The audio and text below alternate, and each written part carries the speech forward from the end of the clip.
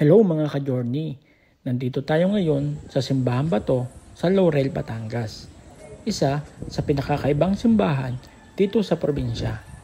Hindi ito gawa sa semento o bricks, kundi sa mismong kuweba na bato.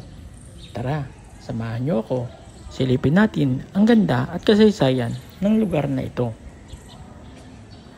Habang papasok tayo, napapansin ninyo yung natural na pader. Ito mismo yung batong bahagi ng bundok. Dati raw, bago pa ito naging simbahan, ginagamit lang ito ng mga taga rito bilang taguan noong panahon ng digmaan.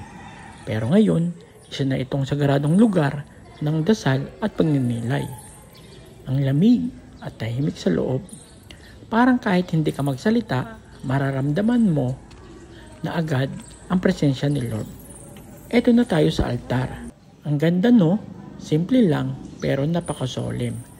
Maraming deboto ang pumunta rito lalo na tuwing Semana Santa para magdasal at mag-alay ng kandila. Sabi nga ng taga rito, bawat bato dito ay saksi sa pananampalataya ng mga tao. Kung gusto ninyo ng tahimik, historical at spiritual na experience, bisitahin ninyo ang Simbahan Bato dito sa Laurel, Batangas. Promise, sulit ang biyahe nyo.